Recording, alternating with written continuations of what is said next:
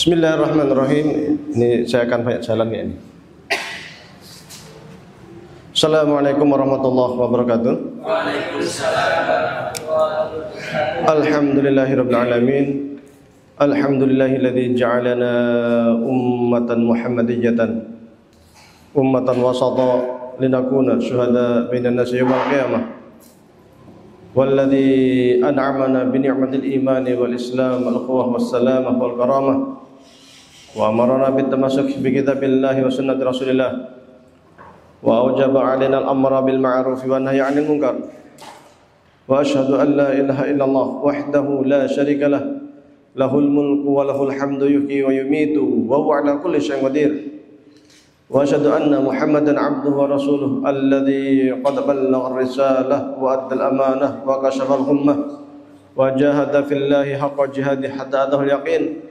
Allahumma shalli ala sayyidina wa habibina wa syafi'ina Muhammad sallallahu alaihi wasallam wa ala alihi wa sahbihi wa tabi'in wa tabi'ina tabi'in wa man tabi'ahum bi ihsanin ila yaumiddin. Amma ba'du.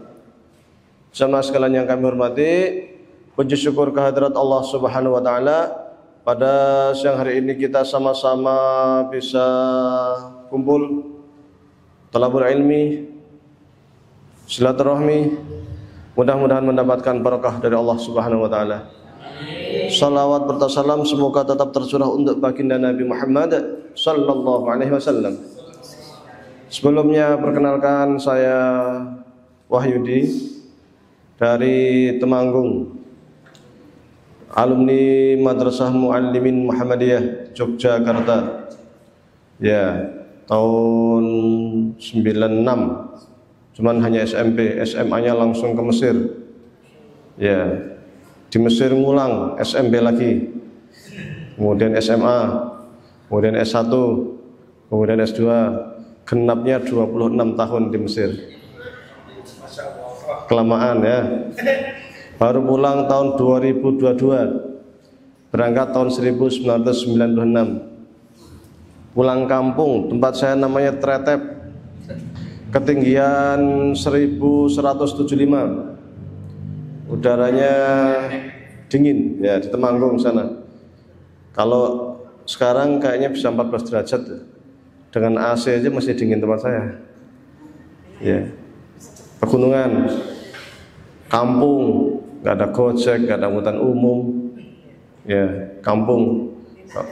Kalau mau naik jurang kanan, jurang kiri, naik atau belok. Kalau sore itu udah kabutnya udah luar biasa tebal. Pekerjaannya tani, nanam jambu, alpukat, ya, jeruk, petani lah. Sambil ngurus santri, punya pondok namanya Pondok Al-Muflihun. Fokusnya kaderisasi ulama. Fokusnya yang dikaji kitab-kitab turos. Jadi kitab-kitab turos ya, yang harus matan-matan, yang wajib dihafal. Ada 13 kitab kan yang wajib dihafal santri itu. Nomor HP Pak Ustaz. Suf, ana lafad. 2813 ya. 2809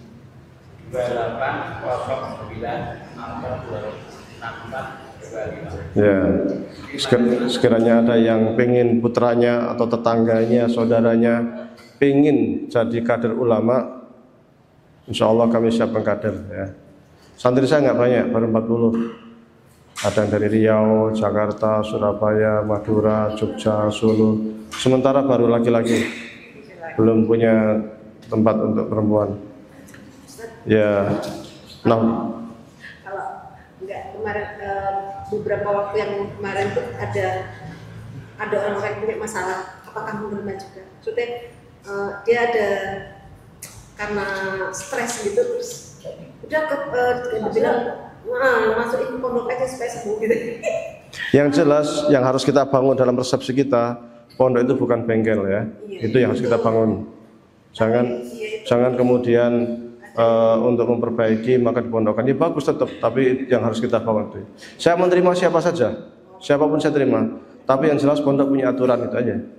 Kalau melanggar sekali, 2 kali, 3 kali keluarin itu aja. Saya sudah mengeluarkan 4 anak. 5 malah. Ya, ada yang rokok, ada yang apa ya, keluarin. Saya kalau niat mondok, ayo tak didik. Kalau nggak niat silahkan pulang. Itu aja, simple. Jadi komunikasi harian bahasa Arab, bahasa Inggris.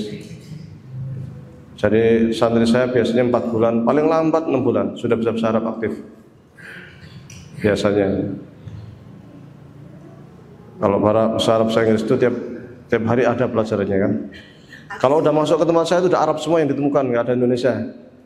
Kitabnya Arab semua, percakapannya udah ketemunya udah Arab semua. Ya, makanya 6 bulan itu biasanya udah bisa ngomong bahasa Arab karena wajib harus. Enggak tak suruh jalan jongkok. Ya. Kalau di Mesir sekarang masih? Saya sudah pulang sejak 2022. Kuliah di Mesir. Orang Cirebon. Iya. Orang Mesir aslinya, orang Mesir itu sangat suka aslinya kalau nikah sama orang Indonesia. Karena orang Indonesia itu penurut. Iya. Orangnya itu manutan. Orang Mesir itu ayu-ayu. Kalau ada 10 cewek Mesir yang cantik itu 20. Sak bayangannya ayu. Iya, cantik-cantik Mesir. Kalau sama orang Indonesia itu senang sekali.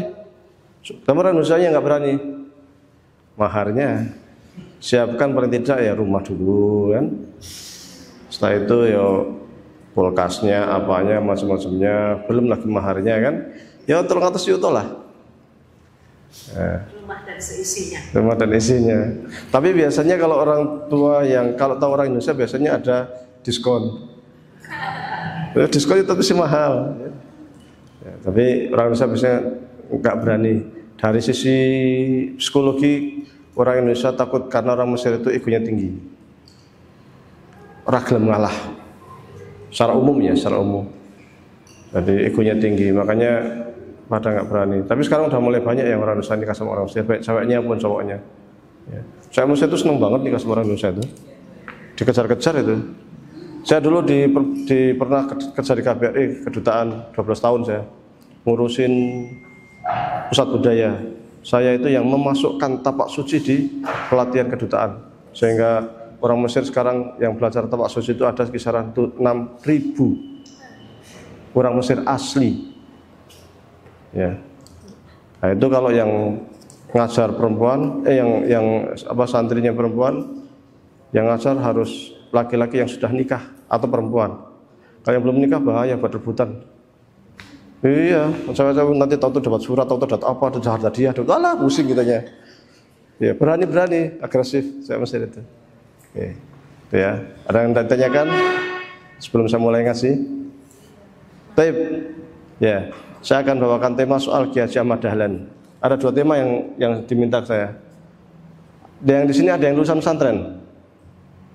Dari? Betul ya. Baik, berarti ada background. Saya ingin sedikit membahas tentang sanad ilmu. Kalau di Muhammadiyah biasanya kurang begitu populer ya.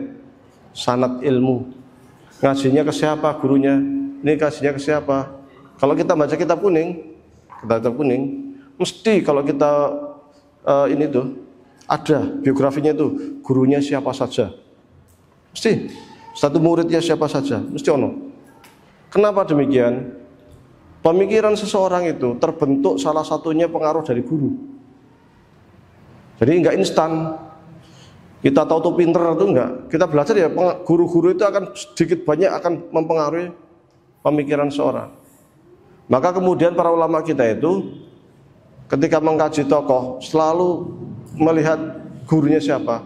Bahkan kalau di pondok-pondok klasik, tradisional, bahkan di Mesir pun itu ada ijazah.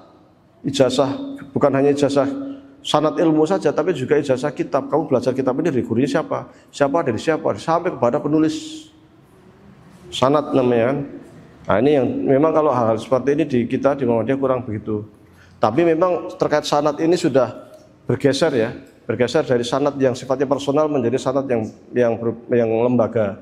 Kalau sekarang kan sanadnya di mana? Sanad saya SMP Muhammadiyah ini. Buktinya ini ijazahnya. Ya benar. Jadi sanad itu sudah berubah menjadi lembaga. Sanad saya belajar di UMY. Ijazahnya ini ijazahnya kan gitu. Itu kan ijazah itu kan dari bahasa sanad. Sanad itu kan pakai ijazah namanya. Cuma ijazahnya itu saya dari guru saya dari. Nah, jadi kalau dulu itu sifatnya personal, kalau sekarang sifatnya lembaga. Kayak kalau di Al-Azhar masih dua-duanya dipakai. Personal iya, lembaga juga iya. Karena di Al-Azhar itu menganut dua sistem sekaligus, formal dan non formal. Dan uniknya di Al-Azhar itu yang jadi ulama-ulama besar itu yang banyak yang selain formal tapi dia ikut di non formalnya itu. Di pesantrennya lah kalau bahasa kita itu. Yang mulazamah, yang selalu DP, yang selalu ngaji langsung sama syekh. Itu yang jadi ulama-ulama besar itu biasanya. Maka sistem mulazamah itu sangat penting sekali. Dan Kiai Jamal juga sama begitu. Ya, mulazamah itu kalau bahasa kita murid intilan, talaki, ngawulo, ngaji langsung. Itu sangat berpengaruh. Ya. Karena itu terkait dengan transfer ilmu. Kita itu zaman sekarang itu ada sedikit kelemahan di dalam transfer ilmu itu adalah bahwa dosen ini enggak semua ya, cuma sebagian.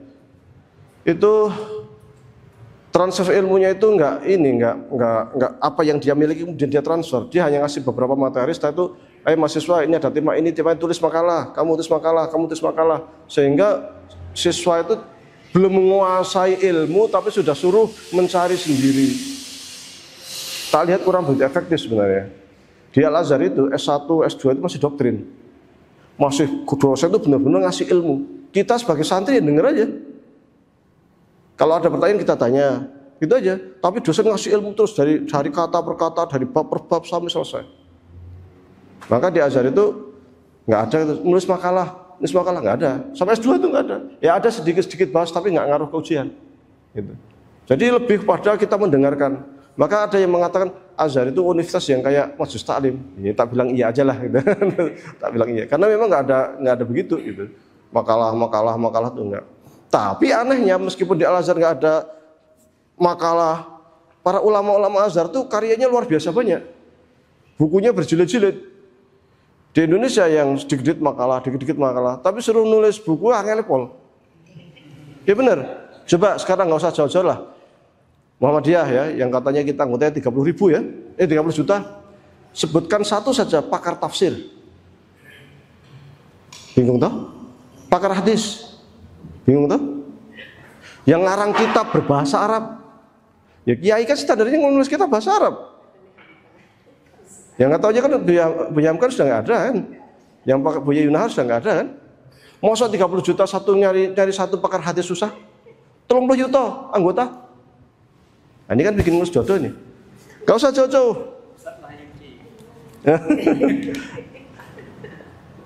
Saya mengarang beberapa buku lah. Kalau 10 buku, 13 buku. Yang ada yang 7 jilid, ada yang 3 jilid. Ya lumayan lah. Yang bahasa Arab juga ada. Syair juga ada. Lagu berbahasa Arab ada. Di YouTube ada lagu saya berbahasa Arab. Manaqib Kiai Hajar Dahlan saya tulis, Manaqibu Syekh Dahlan. Bismillahirrahmanirrahim. Walhamdulillahirabbil wassalatu wassalamu lin nabi habibin bi maulidi syakhina Ahmad Dahlan laqaba Muhammad Daris Ismail Toha nasaba dan lain sebagainya.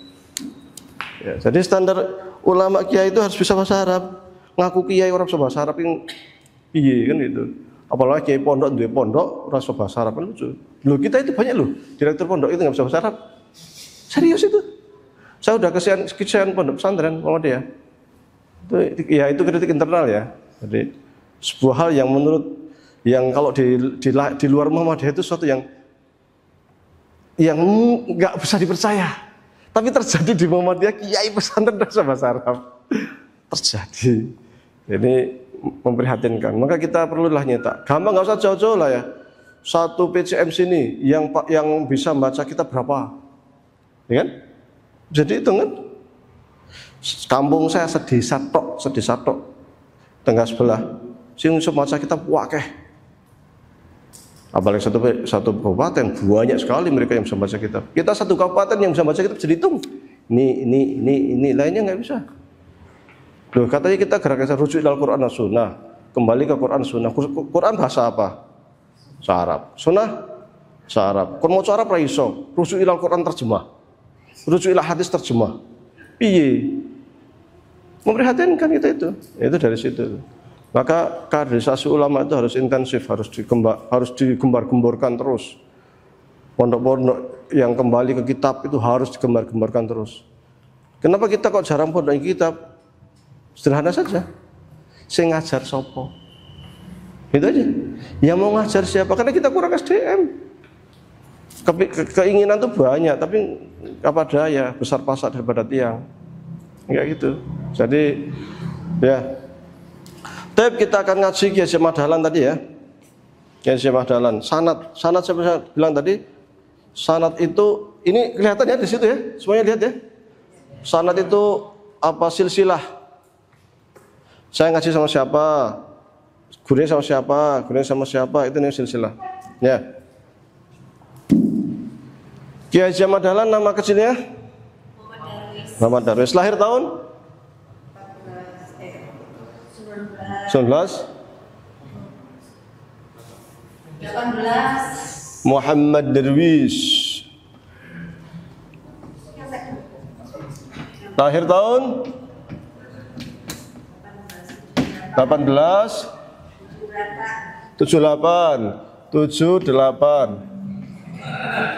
Ya. Jadi Muhammad Darwis lahir tahun 1868. Ya. Sebelum beliau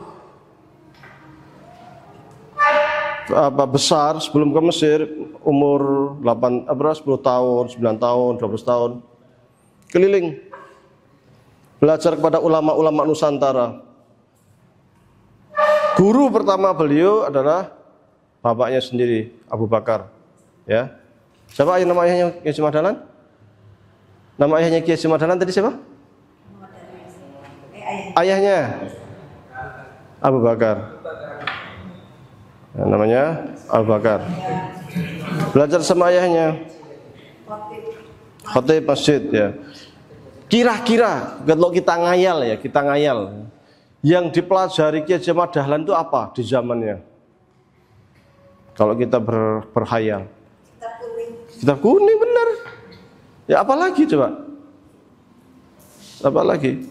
Kemudian setelah itu ke Semarang. Semarang belajar sama siapa saya? Saleh Darat. Jadi guru pertama yang di Jogja itu ayahnya sendiri ya kan? Siapa tadi?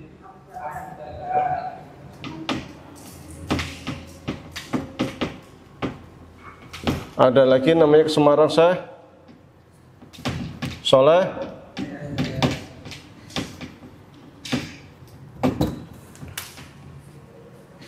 Syekh Saleh Darat ini punya 3 murid yang sangat terkenal, yang hebat-hebat. Satu namanya Kartini, benar. Satu lagi Haji Ahmad Dahlan, satu lagi Hasyim Asy'ari. Ya, Hasyim Asy'ari pendiri NU. Ya. Syekh Saleh Darat ini hebat ini. Hebat sekali. Ini mendunia ini ulama ini, bukan hanya Nusantara ini. Punya tafsir, punya karangannya banyak di zamannya itu. Secara fikih beliau fikihnya Syafi'i. Secara akidah beliau ahlu sunnah wal jamaah Asy'ariyah. Ya, saya ulangi, fikihnya Syafi'i.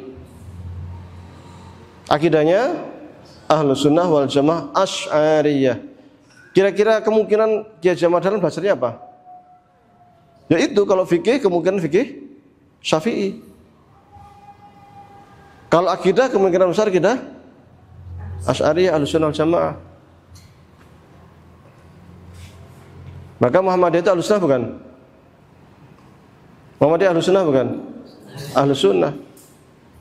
Ahlu sunnah apa tuh? Jangan-jangan Ahlussunnah itu kayak lemper gitu kan. Nah, nanti terangkan sedikit Ahlussunnah nanti kalau udah masuk lah. Karena kita sering sekali bilang aswaja Ahlussunnah wal jamaah, tapi tanya Ahlussunnah itu pendirinya siapa, konsepnya apa nggak tahu kan. Padahal ada di APT. Dan kita baca tiap hari HPT. Saya mensyarah kitab HPT juga nggak tak bawa juga, lupa saya itu karena kemarin itu saya kan ngisi finalisasi muswil tarjih, tinggal tanfid ya. Jadi saya kemarin di Semarang untuk validasi hasil muswil di tarjih. Kebetulan bab akidah kan yang membuat draftnya saya semua itu. Jadi ya harus ikut. Jadi pas membawa buku-bukunya itu lalai saya lupa. Saya syarah itu HBT itu menjadi 3 jilid yang bab Tuhan. Saya kasih judul Ahlul Haq wa Sunnah, syarah himpunan putusan Tarjih Muhammadiyah, bab iman bagian ketuhanan. Kalau tulis di Google enter itu biasanya ada itu. Mau cari PDF-nya di Google juga ada itu. Entah siapa yang menaruh di beberapa tempat gratisan, download gratisan. Tapi saya bolehkan memang. Karena semua buku saya PDF-kan, saya sebar gratis. Yang membaca silahkan ya. Tapi kalau pengen cetaknya ya bayar, karena kan ongkos cetak kan. Jadi 3 jilid Ahlul Haq wa Sunnah, syarah himpunan putusan Tarjih Muhammadiyah, bab iman bagian ketuhanan. Nah itu. Nanti mudah-mudahan di belakang nanti saya bisa singgung terkait hal ini. Taib Syekh siapa tadi? Saleh Darat. Ini di antara buku yang sangat terkenal beliau itu adalah syarah dari kitab Jauharatut Tauhid. Alhamdulilladzi ala silatihi thumma sanatullahi ma salatihi ala nabi ja'a bit tauhidi wa qad aradinu anit tauhidi wa arsadal khalidinil haqi bisayfi wa hadihi lil haqi.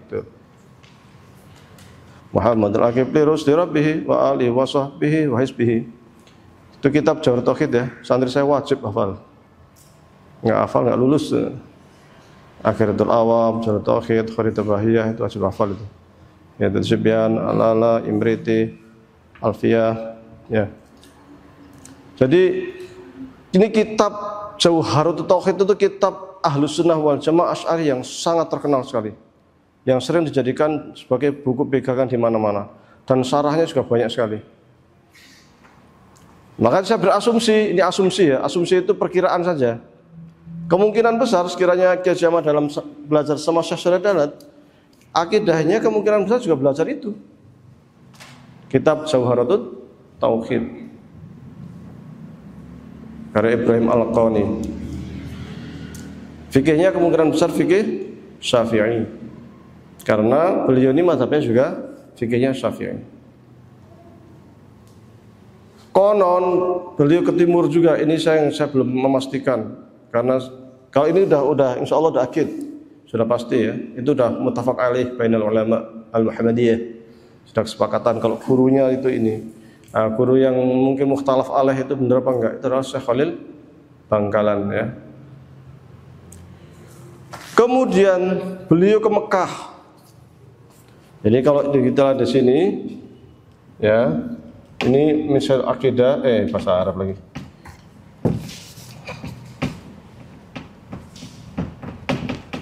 Akidahnya apa? Ahlus Sunnah.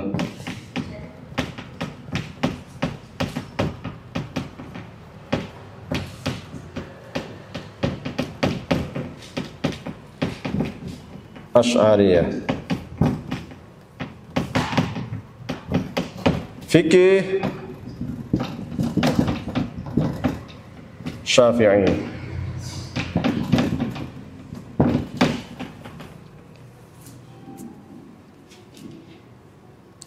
Tahun 1800 berapa ke Mekah? Sampai 1803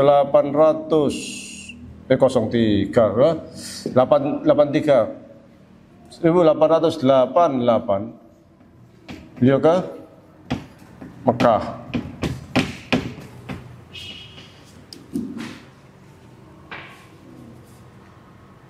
Di Mekah siapa gurunya?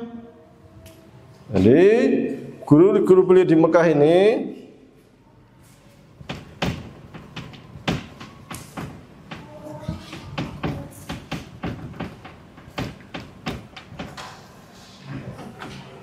Di antaranya adalah Imam Nawawi.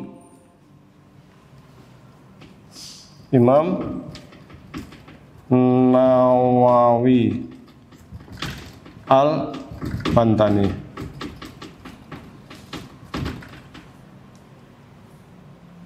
Kemudian Abu Bakar Shatoh. Kemudian Khatib Al-Minangkabawi.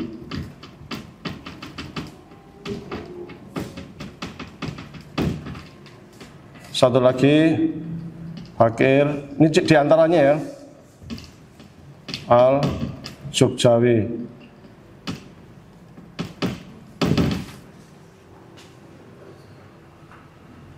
Yang ini semua itu, ini selain guru langsung, ini juga berguru ke sini. Ini juga gurunya ke sini. Saya bakal Bapak Sato. Baik. Kita lihat Imam Nawawi Al-Bantani ini akidahnya juga Ahlus Sunnah wal Jamaah.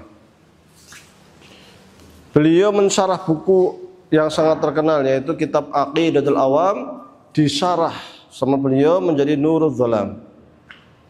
Apa? Nurul Dhalam syarah kitab Aqidatul Awam. Ya. Itu sama Imam Nawawi yang menuliskan Arba'in. Bukan itu Syam. Kalau ini Banten. Ya. Imam Al-Bantani mensyarah kitab Aqidatul Awam judulnya Nurul Dhalam. Amda'um bismillahi wa rahmani wa birrahimi daimil isani falhamdulillahil qadi min awali al-akhiril baqi bila tahawuli thumma salatu wa salamu sarmada ala nabiyyi khairi man qad tahada wa alihi wa sahbihi wa man tabi' sabila dinil haqqi ghairu mubtadi' wa ba'du fa'lam bi'ah. Santri saya juga baca apa. Jadi ini yang mensyarah beliau. Ini kitab Aqidatul Awam mazhab Asy'ari, kitab ringkas sederhana dan sangat bagus dan ini sering dijadikan rujukan di mana-mana. Imam Nawawi ini dapat sanadnya dari sini. Ini dapat sanadnya dari gurunya Syekh Ahmad Zaini Dahlan.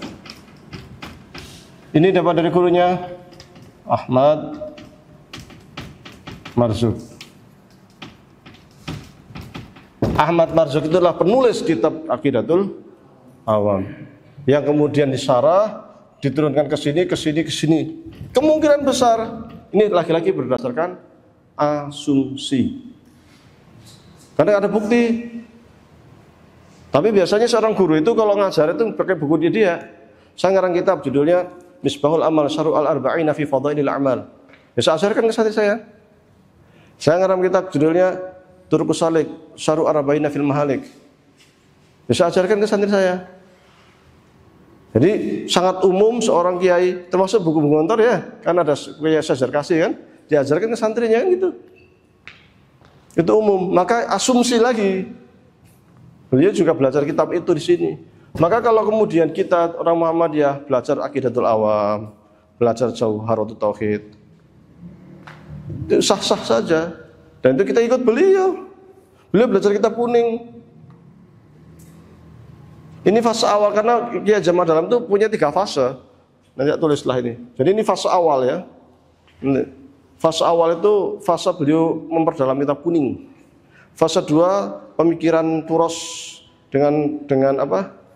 Dengan pembaruan. Fase 3 pemikiran Barat. Jadi kita harus melihat Kiai Jamaah Dalam itu secara komprehensif, secara lengkap. Jangan hanya dilihat dari sisi pembaharuannya saja, tapi proses daripada ide pembaharuannya harus kita cek. Maka kalau orang Muhammadiyah belajar kitab Turos, itu kita meneladani Kiai Haji Ahmad Dahlan. Mungkin Kiai Haji Ahmad Dahlan itu awal-awalnya juga belajar kitab kuning, belajar Turos. Ya.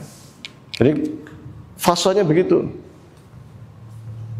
Nah, kita akidahnya kalau kita pakai akidahnya yang itu, yang apa? Kitab Tauhid Syekh Muhammad bin Abdul Wahab atau Usul Salasah, nggak akan ketemu di sini. Tidak ada baik bukti otentik maupun asumsi, bahkan asumsi tok ya.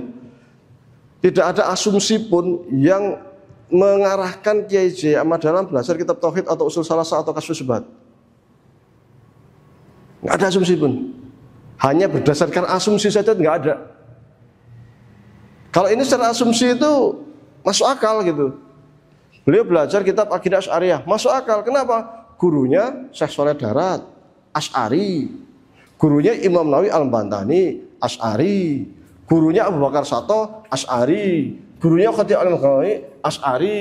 Gurunya Bakir Al-Jusawi, Asy'ari. Masuk akal kan? Masuk gurunya Asy'ari semua muridnya yang diajarkan kitab Wahabi? Nggak masuk akal. Maka kalau kita lihat dari sini, sangat masuk akal berarti yang dipelajari adalah kitab-kitab Aqidah Asy'ariyah. Nanti kita buktikan dengan buku karya lain yang sudah saya sarah tapi belum saya cetak. Aqwaidul Iman. Itu buku karya Kiai Haji Ahmad Dahlan yang ditulis oleh muridnya, berbahasa Jawa, 23 halaman. Saya sarah kemungkinan jadi 3 jilid. Ya, berbahasa Jawa tapi sarahnya bahasa Indonesia ya. Aqwaidul Iman. Itu Asy'ari sekali. Terkait sifat 20, sifat mustahil, apa macam-macam itu, yang bahasan-bahasan Asy'ariyah. Karena kalau di akidah Usul Salasah nggak ada itu, di Kasyfus Syubhat juga nggak ada seperti itu. Modelnya ada beda, formatnya ada beda. Nah kalau ditanya kita di HPT pun nggak ada itu. HPT kita itu Asy'ari banget. Nah, karena saya yang membuat draftnya itu yang BWM, insya Allah sebenarnya kita tanfid. Hari ini pun besok tanfid. Nanti tinggal dibaca bareng-bareng. Itu saya syarah yang dari HPT-nya tapi syarah ringkas lah. Ya. Ini fikihnya Syafi'i sama, Abu Bakar Sato juga sama, Asy'ari, Syafi'i. Khatib Al-Minangkabuwi juga sama, Syafi'i, Asy'ari. Bakir Sugsawi juga sama, naik atasnya sama. Bahkan Syekh Zaini Dahlan ini punya kitab yang sangat keras membantah paham Wahabi. As-Sawa'iq Al-Mursalah fi Raddi 'ala Al-Wahabiyah. Kritik pedas atas akidah Wahabi.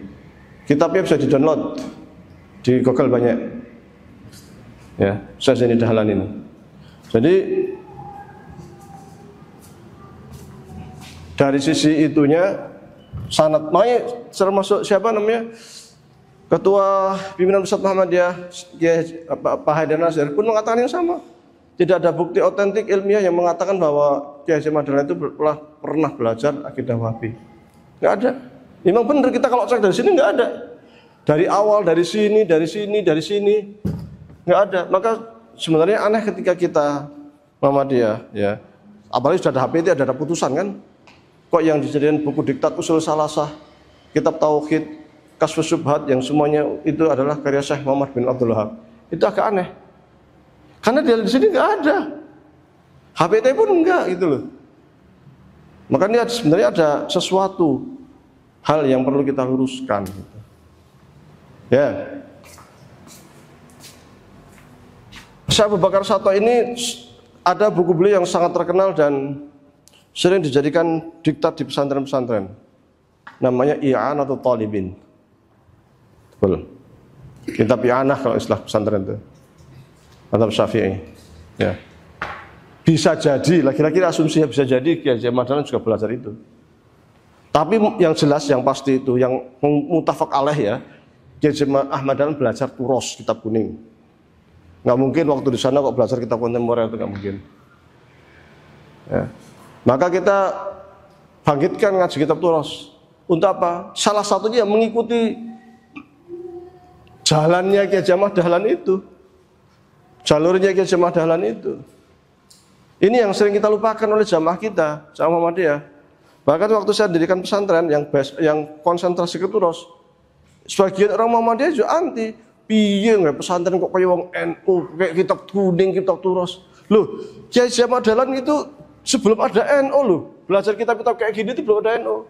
Kitab turos itu ditulis ratusan tahun silam, sebelum ada NU, sebelum ada Muhammadiyah. Loh kok kemudian sekarang diklaim ngaji kok kayak kitab NU. Kan aneh.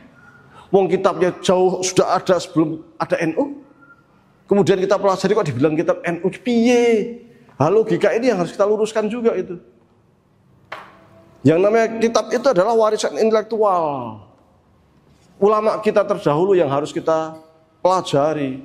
Apapun alirannya. Saya punya di rumah saya itu ada perpus kecil lah. Lumayan lah. Buku. Kalau fikih ya fikih mazhab Hanafi, Syafi'i, Maliki, Hambali ada. Termasuk Zaidi, Ja'fari ada. Syiah Ja'fariyah. Tauhidnya juga Ahlus Sunnah ada, Wahabi ada, Mu'tazilah ada, Syiah ada. Saya fikih Syiah juga punya, jurnal Syiah saya punya. Ya kita pelajari langsung dari sumbernya kan gitu. Saya biasanya tak jereng biasanya itu. Saya bawa kitabnya satu kardus. Ini loh karya-karya Syekh Muhammad bin Abdul Wahab. Ini loh karya-karya yang Ahlus Sunnah wal Jamaah. Nanti kita buka satu-satu. Biasa nih, cuma lali orang wow. Ya. Hanya sekedar pembuktian sebenarnya. Karena kan mungkin sebagian nggak bisa bahasa Arab ya. Jadi hanya sekedar pembuktian saja. Minimal pernah lihat, oh iki toh kitabe. Ya. Jadi Syekh Zaini Dahlan ini justru sangat keras sekali terhadap gerakan Wahabi. Dan menurut konon Abu Bakar I melihat Ahmad Darwis ya, Muhammad Darwis itu punya sifat-sifat yang kok rondo mirip-mirip dengan Syekh Ahmad Zaini Dahlan. Entah miripnya di apanya. Ya, tapi bisa jadi ketegasannya, bisa jadi kecerdasannya. Memang pinter, Kiai Ahmad Dahlan itu pinter. Maka atas rekomendasi ini dan mungkin istilahnya itu tabarukan kan zaman biyen kan, nyari berkah atau apa kan. Maka kemudian Muhammad Darwis digantilah namanya menjadi Ahmad Dahlan. Ahmad Dahlan ya. Maaf. Jadi Syekh Ahmad Dahlan. Ketemu kan? Iya. Dari Syekh Abu Bakar Sato. Gerakan waktu beliau belajar di Mekah, ya, gerakan-gerakan pembaruan di Mekah, di Mesir udah mulai kenceng, ya, udah mulai kenceng. Yang 88 ke Mekah ini saya sebut dengan fase pertama.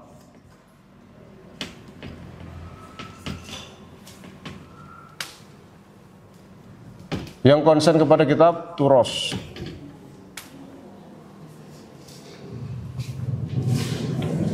Syekh Jamaluddin Al-Afghani yang keliling, kemudian ke Mesir ya.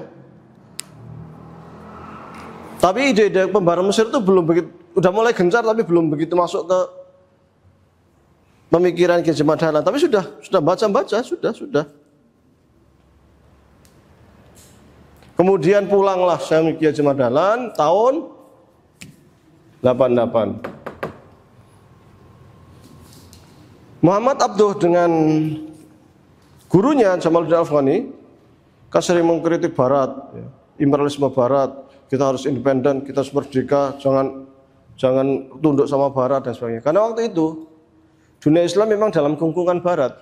Memang kita masih ada satu khalifah Turki Utsmani ya, Jadi dunia Islam itu di bawah kekuasaan Turki Utsmani memang waktu itu. Tapi masalahnya adalah bahwa wilayah-wilayah Islam itu sebagian dikuasai juga oleh Barat, meskipun secara administrasi masih di bawah Turki Utsmani, tetapi penjajah sudah masuk.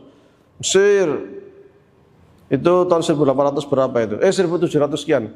Itu pernah dimasuki oleh Prancis. Napoleon pernah masuk ke Mesir 3 tahun. Kemudian setelah itu dijajah oleh Inggris kan selama 75 tahun. Jazair dijajah sama mana? Dijajah Prancis ya itu.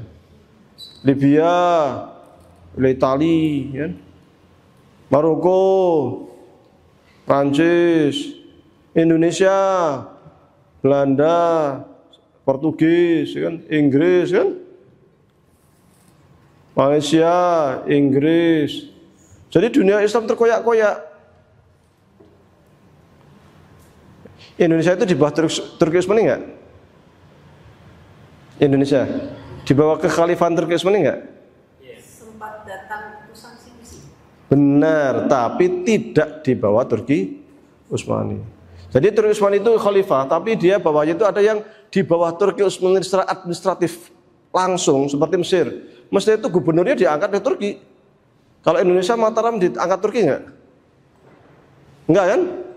Enggak, dia turun-temurun Sultan Hamengkubuwono 1, 2, 3, 4 dan sebagainya kan? Ya, sampai sekarang kan itu kan turun-temurun. Tidak diangkat oleh Turki Utsmani, tapi mengakui kekhalifahan Turki Utsmani dengan bukti bahwa Turki Utsmani pernah mengirim bendera Turki Utsmani ke Mataram. Tapi secara administratif kita tidak di bawah Turki Utsmani. Ya, tapi kalau kayak Mesir, kayak Suriah, kayak Irak, kayak Libya, kayak Maroko, ya, itu murni di bawah Turki Utsmani dan itu terkoyak-koyak. Maka kemudian Jamaluddin Al-Afghani menyerukan kita harus bersatu lawan Barat. Dunia Islam satukan, gitu kan? Karena ngomong politik, nah dia ke Mesir ketemulah sama Syekh Muhammad Abduh. Kalau saya Jamaluddin ini ada yang mengatakan dari Afghanistan ya, yang paling masyhur.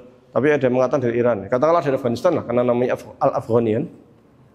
Keliling kemana-mana, termasuk ke Mesir ketemu sama Syekh Muhammad Abduh. Biasa wong politik kalau tidak siko ya dipak kan gitu. Karena bicara politik akhirnya dipak lah, buang ke Perancis.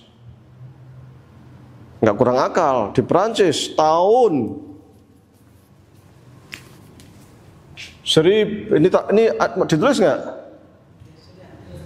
Saya hapus ya. Kalau ada yang belum nulis mau difoto dulu silahkan. Hapus ya.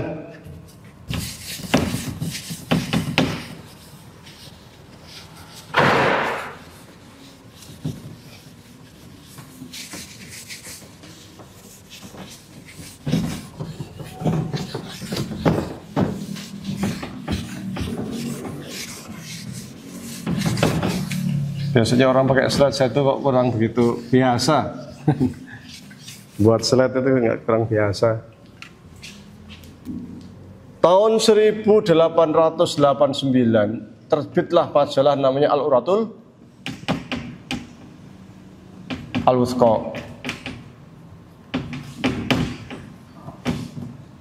Terbitnya di mana? Prancis. Siapa yang menggawangi? Jamaluddin Al-Afghani.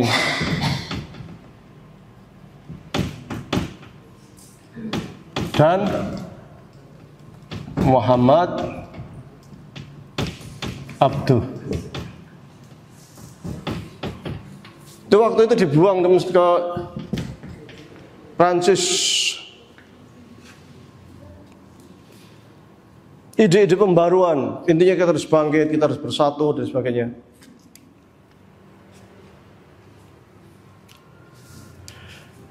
Gagasan-gagasan dari Al-Wuthqa ini luar biasa tersebar di seluruh dunia Islam ya. Sampai kemudian Syekh Muhammad Abduh diperkenankan balik ke Mesir. Balik ke Mesir. Di Mesir kemudian beliau diterima, sempat menjadi menteri wakaf, sempat melakukan pembaruan di Al-Azhar dan merubah jalur politik, jalur pemikiran. Yang awalnya harus politik, pembaruan politik, akhirnya dia banting setir. Kalau kita ingin bangkit jangan politik, politik itu riskan. Dikit-dikit depa kan. Sekarang kawan besok lawan kan, itu politik. Maka dia menggunakan jalur pendidikan dan sosial. Mendirikan sekolahan-sekolahan, memperbarui Al-Azhar, mendirikan Darul Ulum. Jadi pendidikan itu pembaruan itu dimulai dari pendidikan. Bahkan ada ungkapan beliau yang cukup terkenal. na'udzubillah minas siyasah. Na'udzubillah minas siyasah. Dan masalah beliau kemudian mendirikan dengan muridnya ini, ya, setelah itu balik ke Mesir dengan muridnya, kemudian membuat majalah namanya Al-Manar. Nah, ini almarhum setelah itu. Jadi ini nggak lama ini, cuman setahun, kalau setahun lebih sedikit tuh. Memang nanti Al-Wartusko ya. Baru kemudian mendirikan namanya Al-Manar. Ini didirikan di Mesir. Siapa? Muhammad Abduh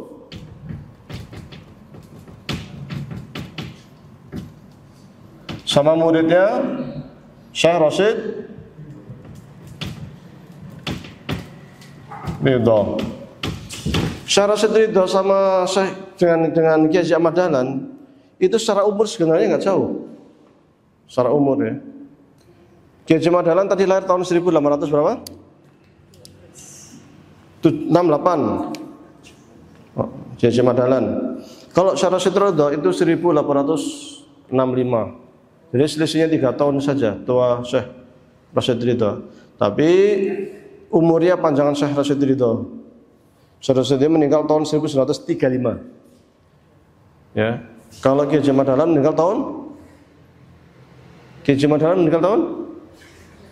Kedua, ada lagi? Nah, Kiai Haji Ahmad Dahlan meninggal tahun? Ini pelajaran ke-Muhammadiyan ini. Balik kabeh. Tahun 1923. Jadi umur beliau nggak terlalu panjang, kisaran 55 tahun ya. Tapi keberkahannya luar biasa. Ya. Tahun ini kita belajar sejarah, jadi tahun-tahun terus. Pusing ya? Oh iya, belum lahir besarnya jadi pusing.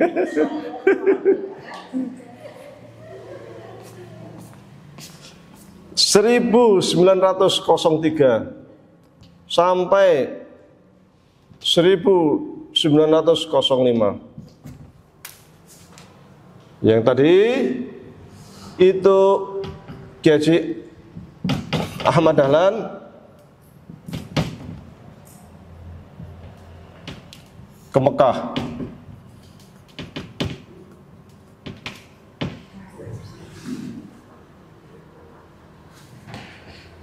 Di Mekah ini beliau ketemu sama, masih saudara sebenarnya, sama Syekh namanya Syekh Bakir Al-Jogjawi.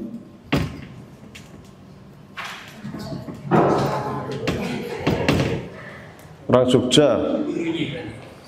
Ya, gurunya. Mendengar berita Syekh Muhammad Rashid Ridho ke Mekah, maka segeralah ini melalui perantara gurunya ini kemudian ketemu Syekh Rashid Ridho.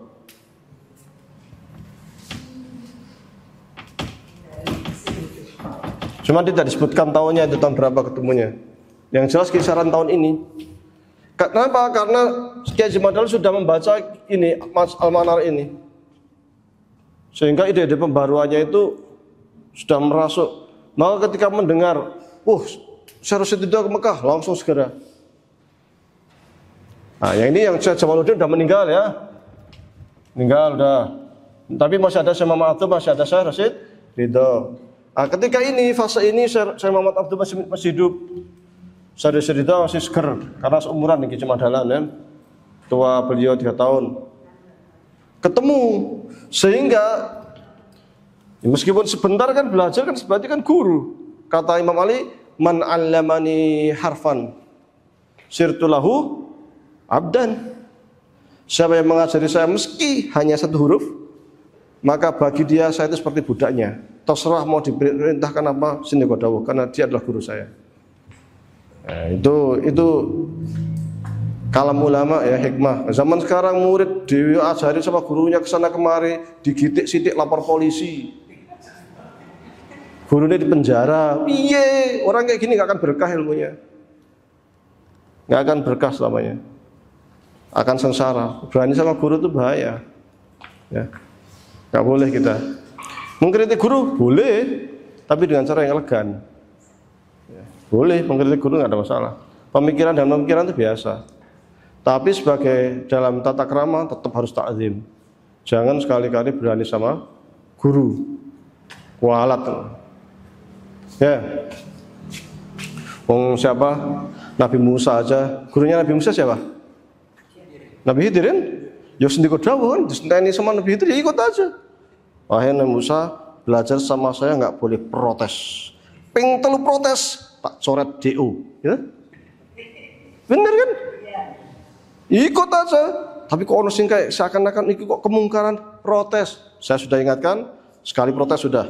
Tinggal 2 kali. 2 kali lagi protes DO. Langsung diem kan? Ngikut aja. Lihat kemungkaran lagi, yang menurut dia mungkar, protes lagi. 2 kali. Sekali lagi DO. Emang begitu belajar. Sampai 3 kali akhirnya di DO kan keluarin kan? Selesai kamu belajar udah, sekarang tak kasih tahu kamu tuh protes kenapa begini. Kan? Ya, Nabi aja suruh belajar kan, dan harus nurut sama gurunya. Nabi, apa menewak dewi gitu kan? Dan Nabi Musa belajar ya diseneni, ya manut. Nabi belajar diseneni, manut. Kita diseneni lapor polisi. Ya, gitu. Makanya cerita nyantrinya Nabi Musa kepada Nabi Khidir itu perlu diangkat ya. Bagaimana etika seorang murid kepada guru kan gitu. Nabi ya diseneni ya biasa kok. Ya. Ya manut gitu. Karena statusnya santri. Santri itu sama. Status santri itu sama, enggak ada karena dia anak pejabat yang harus diistimewakan. Enggak ada diistimewakan. Santri ya santri. Sama statusnya. Ya. Baik. Maka kemudian Kiai Haji Dahlan itu belajar langsung. Maka kalau kita lihat sanad ilmu Kiai Haji Dahlan itu ada 2. Ya, satu yang ini, yang awal tadi itu, yang fase pertama ini semuanya inokah.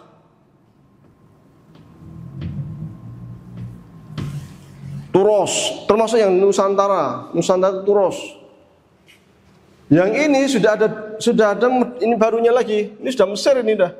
Sudah ada sisi Mesirnya dengan gagasan pembaruan ya. Maka sudah ada Mesirnya ini dengan gerakan atau pemikiran pembaruan. Cuman pembaruan di sini basicnya, pijakannya tetap turos, sehingga di sini bisa pijakannya ini adalah turos dan pembaruan.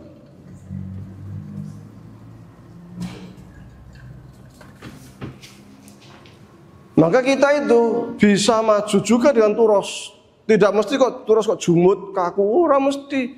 Nah ini Kiai Haji Dahlan turos, kiai-kiainya kitab kuning. Ya Indonesia itu kitab kuning, tapi bisa tuh maju. Ya kan, bisa juga, meskipun juga ada sentuhan-sentuhan dari guru-gurunya juga ya kan, yang modern gitu. Tapi secara umum beliau juga begini, turas dan pembaruan ini. Maka kita melihat sosok Kiai Haji Dahlan itu yang komprehensif, lengkap, tentang keilmuan beliau yang juga menguasai turos. Pertama. Yang kedua juga menguasai gagasan-gagasan pembaharuan yang berpijak pada turos. Maka kita harus cinta turos, cinta kitab kuning. Seperti halnya Kiai Haji Dahlan juga belajar kitab kuning. Ini perasaan dari tadi masih baru 20 menit ya? Jamnya yang lama, kayaknya yang lama-lama aja. Jam 2. Baik. Tahun 1908 beliau masuk di gerakan, ya kan pulang kan ini kan tahun 1905 ya, setelah itu kan pulang Indonesia ya. tahun ini juga Syekh Muhammad Abduh meninggal. Kemudian Majal Al-Manar dilanjutkan oleh Syekh Rasid Ridho sampai beliau meninggal tahun 1935. Kira-kira tahun-tahun ini apal pura ya?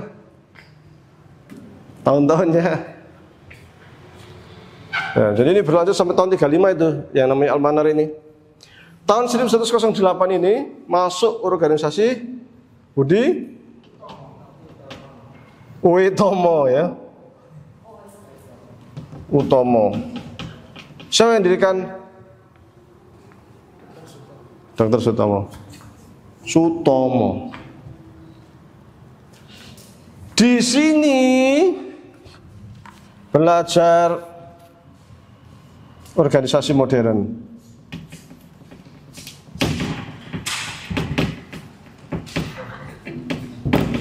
Ya. Belajar organisasi modern. Jadi wacana kemodernan itu bukan dari sini. Bukan. Ini bagian dari silsilah pemikiran sebelumnya. Orang ujuk-ujuk dulu.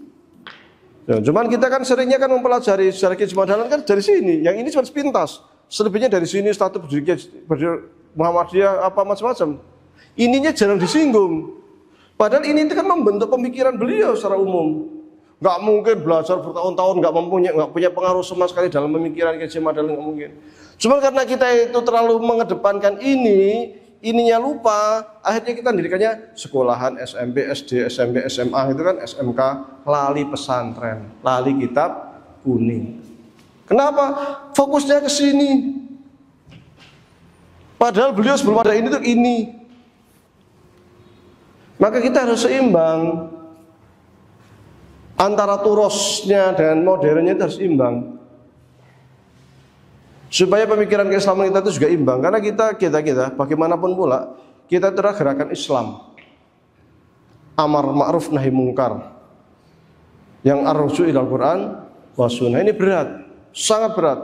Yang jadi masalah ketika kita bilang ar-ruju' ilal Quran wa sunnah, yang bisa bahasa Arab dari kita nggak banyak. Usul rasa doa, amar ma'ruf nahi mungkar, Masjid Muhammadiyah sepi.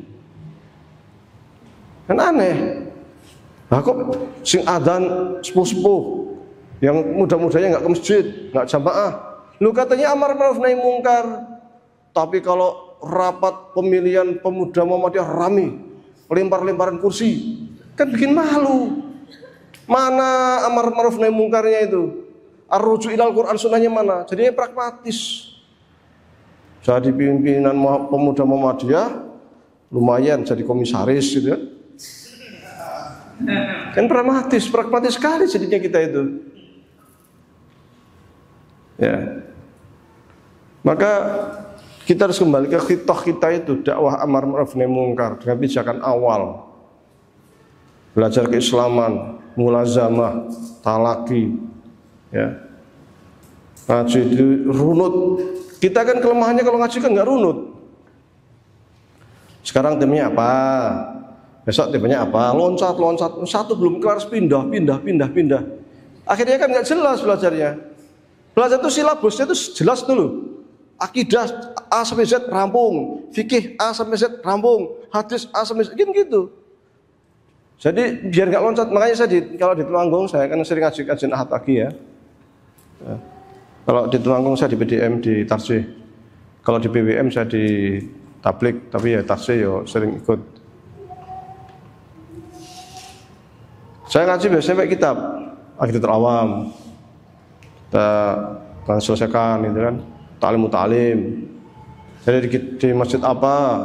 Masjid Al-Furqan saya pakai kitab Babul Hadis. Di Keranggan itu Masjid Ar-Rahmah saya pakai kitab Ayyul Walad. Di masjid mana itu saya pakai Riyadhus Shalihin, di masjid mana saya pakai gitu. Jadi satu kitab selesaikan, ben jelas dulu. Ben jamaahnya juga bawa kitab. Jangan kita itu enggak, kan kritikanya kan wong Muhammadiyah orang ngerti kitab. Iya kan, umum ya. Biar minimal tuh kita tahu pernah ngaji, iku lho kitabnya tuh ini ngartikan satu-satu. Lama-lama kalau sering kan lama-lama iso. Itu saya Dan alhamdulillah di kita sudah mulai lah di Temanggung sudah mulai banyak, termasuk Kiai Asy'ari, Kiai Saifuddin itu kalau ngaji ya pakai kitab. Kita budayakan biar manhaji, biar sistematis, biar jelas targetnya jelas. Kalau pulang bukunya jelas bisa dibawa, bisa dibaca, bisa di murojaah, pelajari lagi jelas kitabnya. Ya. Jadi runut, nggak loncat-loncat. Kalau kita kan sukanya tematis. Sekarang tema apa, minggu depan tema apa, minggu depan lagi tema apa, kan itu kan. Akhirnya hasilnya apa kita juga bingung sendiri kan. Nah ini perlu sistematika pengajar. Jadi kita kayak kuliah kalau nyantri beneran mulazamah kalau bahasa sekarang itu talaki. Kayak Kiai Madalan kan dulu ngajinya begitu. Dalam rangka meneladani ya istilahnya itu, dalam rangka meneladani belajarnya Kiai Ahmad Dahlan yang beliau juga talaki. Ya kita talaki ya. Cuman persoalan sekarang itu kita pengen juga talaki kadang. Ning gurune sapa? Sing ngajar sapa? Saking krisisnya. Saking krisis kita kalau dibilang krisis ulama, iya kita sangat krisis ulama. Idealnya kan satu cabang kan ada satu kiai yang bisa ngopeni jamaah. Idealnya ya. Loh yang menjaga ideologi Muhammadiyah itu kan para kiai-kiai itu. Kalau kiai-kiai yang uri-uri jamaah nggak ada, akhirnya masjid sepi, akhirnya nanti Salafi masuk bilangnya, waduh Muhammadiyah itu masjidnya direbut Salafi. Direbut Salafi, ini kita itu kemana? Sebelum ada Salafi itu masjidnya kosong, kita kemana kan gitu.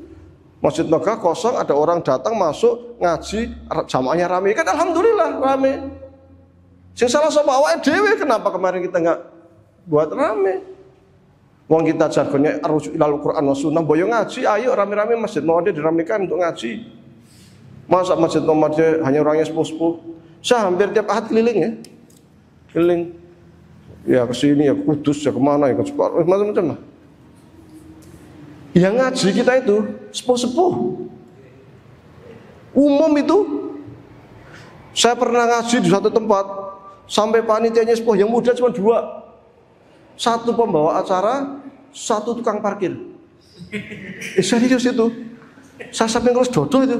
Ini piye, aku bilang, kok bisa seperti ini ya? Ini bahaya.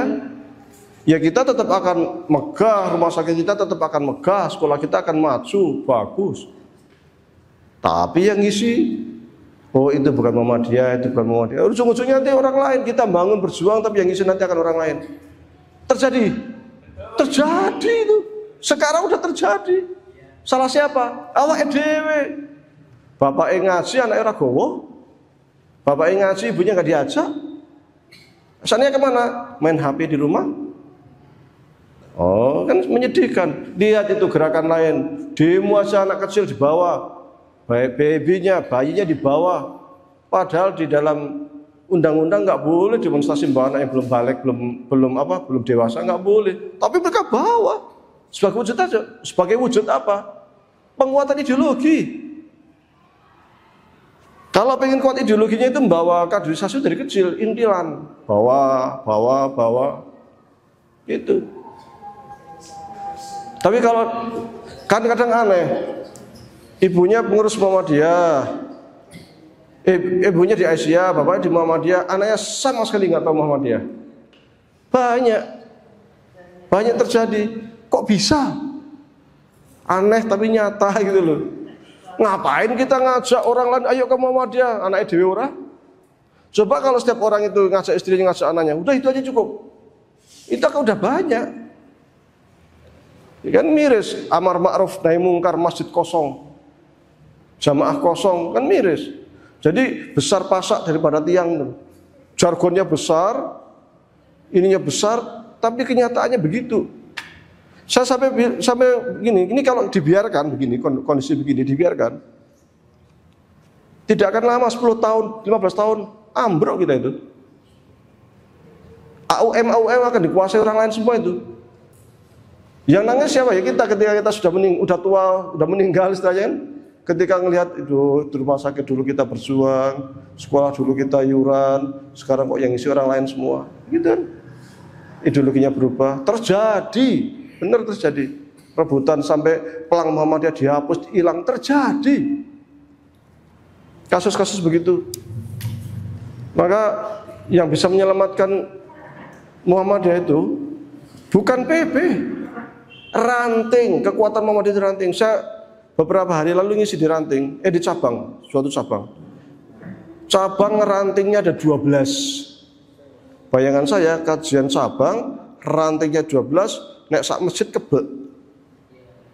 Yang datang paling 40. Berarti kan ranting aja paling ngirim berapa? Ya kan prihatin kalau 12. Saya paling begini bilang, kalian ranting 12. Andai ya Muhammadiyahnya, rantingnya Muhammadiyahnya ngirim 33. Ketua, bendahara, sekretaris 3 kan? Aisyahnya juga 33. Wis kebak masjid. Nanti pemudanya ngirim 2 aja, enggak usah banyak-banyak pemudanya. Wis kebak masjid. Belum NA. Ah ini rantingnya 12, kajian di masjid kok paling sing teko 30 40 iki piye? Padahal kajiannya selapan sekali. Padahal rukun ranting ini ada kajian mingguan, seminggu sekali minimal. Itu baru ranting dianggap sah. Kalau ada ranting kok nggak punya kajian mingguan, belum sah. Saya lihat ADRT. Iya. Saya kadang suntuk juga kalau lihat ketua cabang tapi nggak pernah turun ke bawah, nggak pernah nguri-uri, nggak apa. Jadi ketua itu kan bukan hanya simbol. Berani masuk Muhammadiyah, ya berani berjuang. Maka dulu itu yang namanya Jenderal Sudirman kan sering bilang, Muhammadiyah itu abot, kalau nggak kuat mending pergi saja minggir, gitu kan. Jenderal Sudirman. Nah sekarang kalau pragmatisnya banyak, ya, terutama di pusat ya, kerasa. Di pemuda Muhammadiyah di pusat sangat kerasa. Makanya kalau pengen jadi ketua rebutan, lempar-lemparan kursi beneran. Rebutan kursi itu bukan hanya istilah rebutan ketua, itu bukan bener rebutan kursi, lempar kursi bener loh. Bikin amar ma'ruf nahi mungkar rujuk ilal Qur'an dan Sunnah. Yang lulus jodoh kan? Maka ini menjadi keprihatinan kita bersama lah ya. Supaya kita bisa bangkit ya. Kita kan seringnya kan kalau Darul Arqam, Baitul Arqam itu kan, oh Muhammadiyah besar, kita punya cabang di luar negeri, anggota kita sekian, amal usaha Muhammadiyah sekian. Salah, ya benar. Tapi kita realistis. Di bawah itu kajiannya bagaimana, akar rumput kita bagaimana. Jangan hanya melihat amal usaha yang di dalam, yang urip-urip amal usaha itu siapa. Mohon maaf nih sekarang tempat saya kan, organisasi sebelah sekarang udah pinter kayak kita, udah diin sekolahan. Hari apa? Sekolah Muhammadiyah sepi. Nah, yang di sekolah Muhammadiyah kan mereka yang sekolah di kita. Kalau mereka udah bisa buat sekolahan, yang sekolah di Muhammadiyah siapa? Orang Muhammadiyah sendiri belum tentu mau anaknya sekolah di Muhammadiyah. Ya bubar lama-lama. Mereka cuma belum bisa buat rumah sakit aja. Sekolah universitas sudah bisa buat, sudah bisa bagus. Maka kita yang katanya modern lama-lama jadi berbalik. Jadi tradisionalis. Coba di website cari apa pemikiran-pemikiran keislaman yang ditulis oleh Muhammadiyah atau ulama-ulama Muhammadiyah, kiai Muhammadiyah. Enggak banyak. Tahu-tahu Salafi, tahu-tahu NU, tahu-tahu Hizbut Tahrir itu. Yang Muhammadiyah jarang.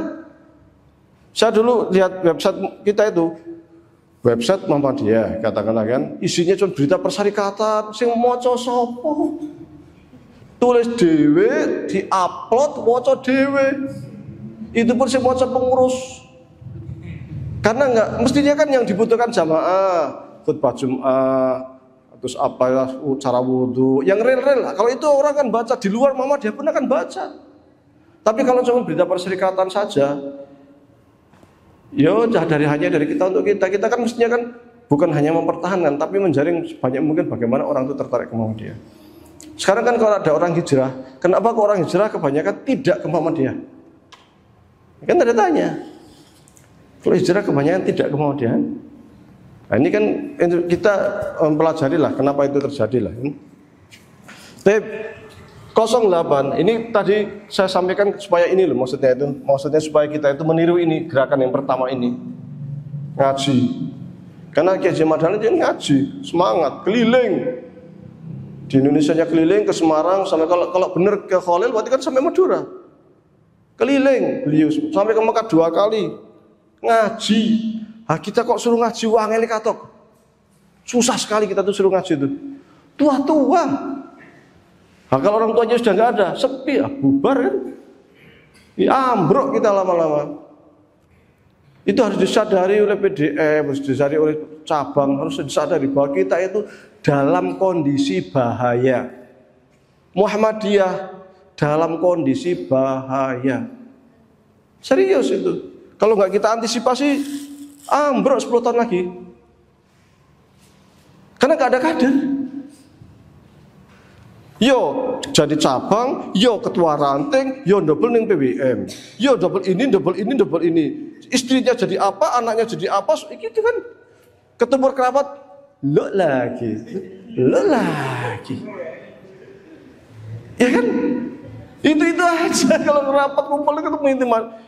Loh, kita sekolahnya banyak, ada IRM, ada IMM, ada PM, kemana?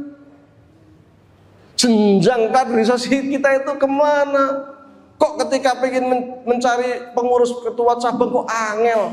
Padahal tiap tahun yang lulus dari Universitas Muhammadiyah ya wakeh, yang lulus dari SMA Muhammadiyah ya banyak, tapi giliran cari ketua cabang aja kok susah. Itu lagi. Berarti kan ada sesuatu yang nggak jalan. Ada sistem kaderisasi yang nggak nyambung.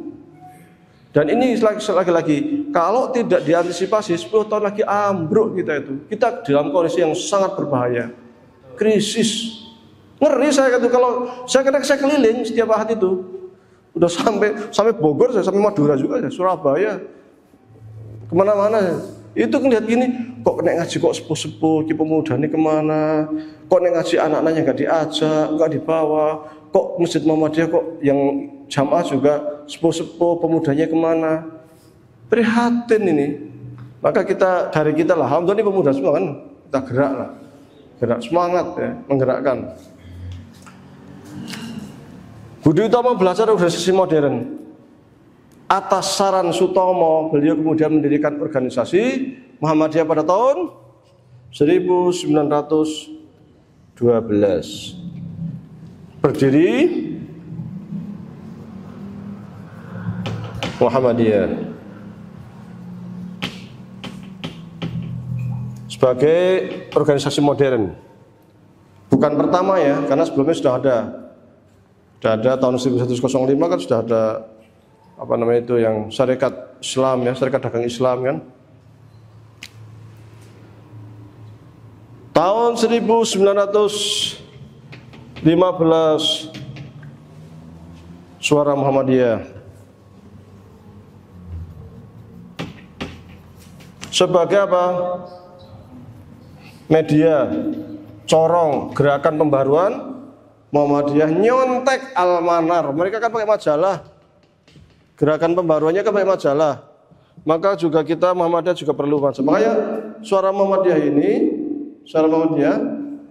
termasuk majalah paling lama yang masih eksis. Senior. Bayangkan dari tahun 1915 sampai sekarang. Tahun 1918 mendirikan Mu'alimin. Ya. Dengan suara modern tapi ngajinya tetap kitab kuning awal-awal itu. Tetap ya. Tahun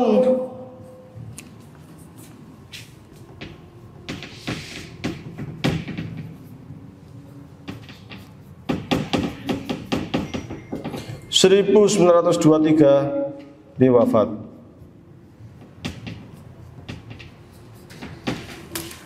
Oke, sampai sini ada pertanyaan sebelum kita lanjut. Iya, saya itu asli sampai jam berapa ya? Jam 2 ya? Ya, silakan. Ada ungkapan begini Pak, ingat. Jangan bangga belajar kitab kuning, jangan bahkan banyak juga kitab-kitab kuning yang mungkin juga isi salah. Apa? Salah? Ada salah itu kitab ya. Yang isinya tidak. Ya kan kitab modern pun juga ada yang salah. Kitab putih.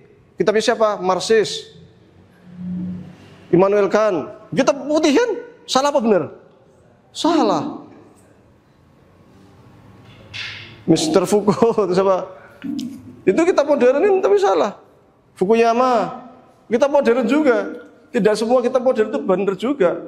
Itu kan tergantung persepsi. Dan tergantung bagi standar kita menilai. Maka kalau kita belajar usul fikih itu kita ada standar menilai buku itu benar atau salah.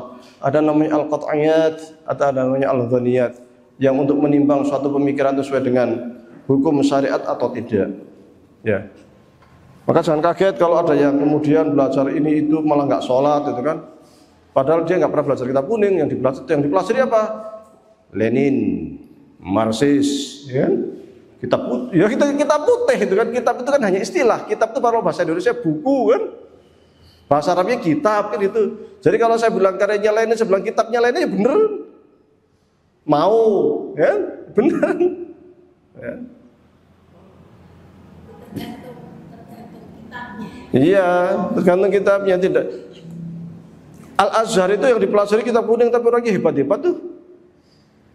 Termasuk Syekh Muhammad Abduh, kitab kuning juga. Rasid Ridho, kitab kuning juga. Syekh Azhar sekarang lah secara umum. Syekh Quraisy Shihab kan belajar kitab kuning juga. Hebat itu. Profesor Asmuni Abdurrahman Muhammadiyah, Ketua Majelis Tarjih yang sekarang kan kitab kuning juga. Ya, Syekh Buya Yunahar, Buya siapa? Apa namanya? Tafsir Al-Azhar. Buya Hamka, kitab kuning kan? Hebat-hebat. Jadi nggak serta merta itu. Kita di pondok di tempat saya juga yang saya pelajari juga kitab kuning. Tapi kita juga ya kalau ada yang ngomong tentang Marxis tentang apa, paham. Saya punya buku kritik terhadap hermeneutika. Saya tulis juga menggugat fikih kebinekaan. Itu mengkritik tentang hermeneutika Barat. Hermeneutika kan kitab putih. Saya mengkritiknya pakai ilmu kalam dan usul fikih, pakai kitab kuning. Bisa juga tuh. Bisa kitab kuning mengkritik kitab putih bisa juga. Dan kelihatan itu.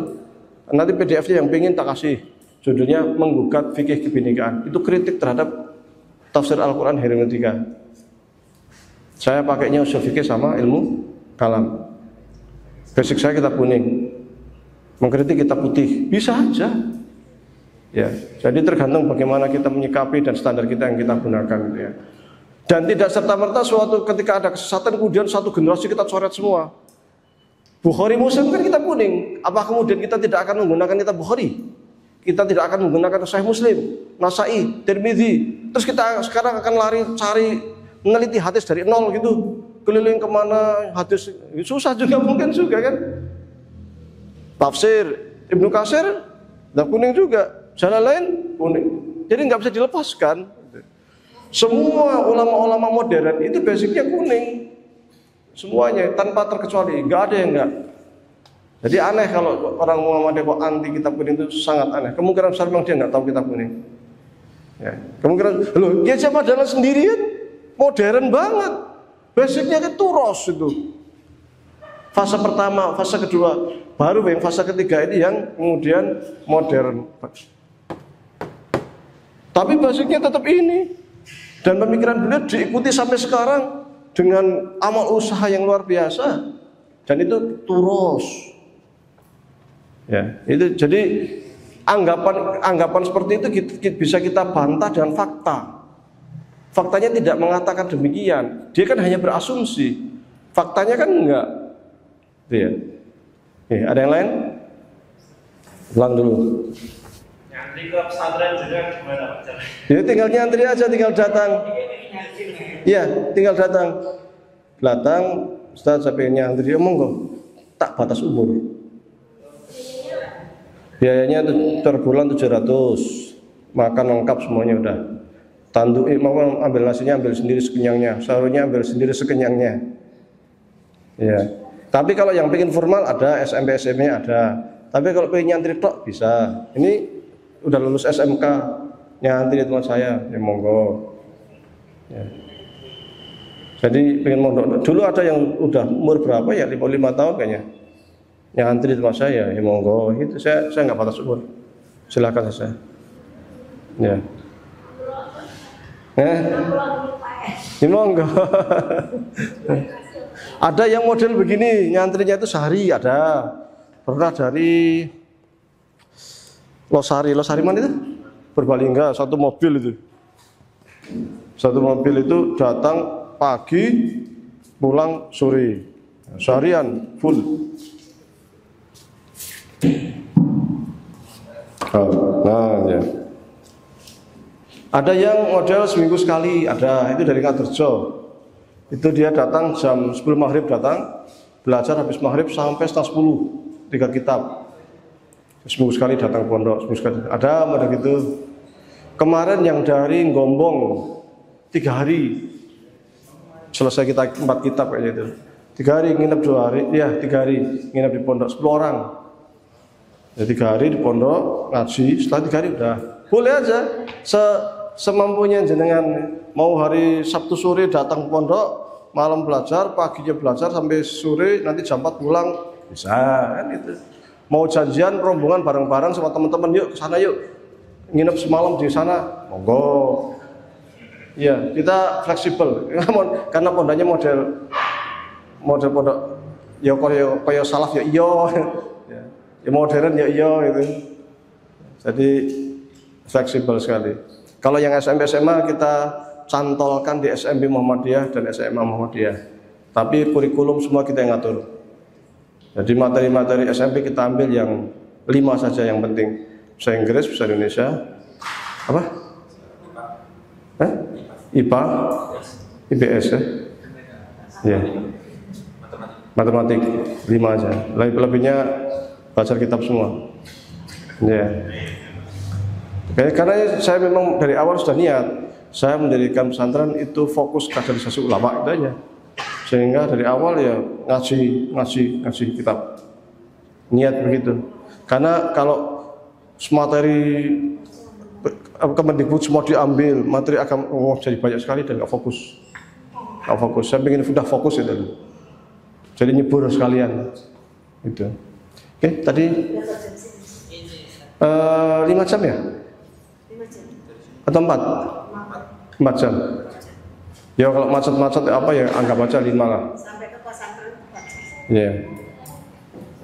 Kalau mau hari Kamis datang, Kamis Sabtu siang kan, nanti sebelum maghrib nyampe pondok, habis maghrib makan, setelah itu bisa kita belajar katakanlah sampai jam 10, nanti tidur, nginep di pondok, habis subuh kita belajar sampai jam 7 makan, nanti setelah itu belajar lagi sampai siang, zuhur, makan, belajar lagi, nanti sampai jam 3, jam 4, pulang. Bisa aja. Rombongan Aisyah atau rombongan pemuda atau rombongan yang ini tablik sekolah tablik rame-rame mondok bisa saja, bisa kita agendakan ya, karena kita fleksibel. Belajar sambil praktekin apa sih? Iya. Saya kalau kemarin kalau biasa saya ajak ke ladang. Jadi belajarnya di ladang itu. Kita kan punya kebun jambu ya. Habis belajar kalau pas musim jambu sambil petik jambu, makan jambu di ladang gitu kan. Kita bawain teh, kerupuk, ini sekadarnya aja lah. Sambil ngelar tikar di tengah-tengah kebun jambu belajar. Gitu. Kalau enggak tak bawa ke taman di mana itu di Wakir Bawang. Gunung sehingga pemandangan tuh gunung, bukit-bukit kelihatan semua. Sambil belajar situ. Iya, udaranya sejuk. 16 derajat ya, 15 derajat sejuk. Semangat ya monggo. Ini santrinya Ahmad Dahlan dulu kan ada yang menyampaikan kalau santrinya itu santri amalan bukan hafalan gitu. Kemudian dilihat dari belajar surat Al-Ma'un sekitar 3 bulan kalau saya gitu, kemudian surat Al-Asr yang sekitar 8 bulan diajarkan oleh Jajah Al-Quran. Kemudian kami ini sekolah tabligh ini sepertinya juga santri atau amalan ya, sedikit-sedikit langsung minta diamalkan, belajar desain apa suruh mengamalkan seperti itu. Nah sebaiknya kami itu belajarnya itu lebih ke hafalan yang dari jenengan menyampaikan tuh ketika kita punya dulu pelajari fokus atau langsung amalan seperti ini. Kita kan bisa mengamalkan kalau kita punya ilmu. Bagaimana mengamalkan sesuatu kalau kita nggak punya ilmu kan? Kita kalau Ngaterjo ini itu kenapa kok mereka seminggu sekali ke tempat mereka itu KMM, Qiyamul Balik. Kenapa kok mereka seminggu sekali ke pondok belajar itu? Karena mereka ingin ngangsu. Jadi hari Senin ngangsu, setelah itu nanti pulang, nanti sampaikan ke sana, ngangsu lagi Senin, gitu. Ya sama sebenarnya learning by doing itu, belajar sambil mengamalkan. Mereka itu ngangsu, tapi nggak apa-apa sih, nggak apa-apa. Sedikit-sedikit nggak apa-apa. Tapi yang jelas kalau kita baca buku Aqaidul Iman, karya Kiai Haji Ahmad Dahlan, bisa dicek di punya ada saya sebentar cekin ya. Itu isinya itu ya hafalan juga itu. Sifat wajib, sifat mustahil, kemudian rukun Islam, rukun iman. Aqaidul Iman coba dicek di Google, ada itu di Google. Itu karya Kiai Haji Ahmad Dahlan tapi dari muridnya, tapi tasih.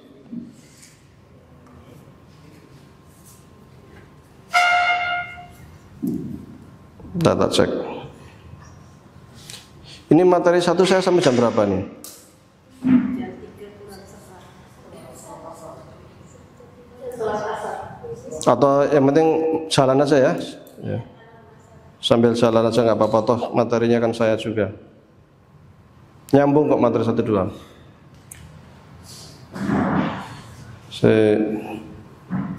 Aqaidul Iman.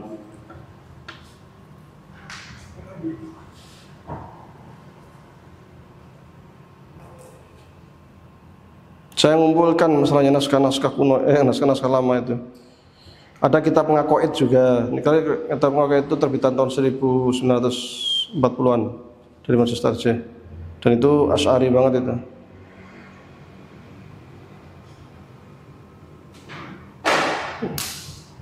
Kitab Aqaid. Ya Aqaidul Iman lagi yang cari-cari. Ini ketemu.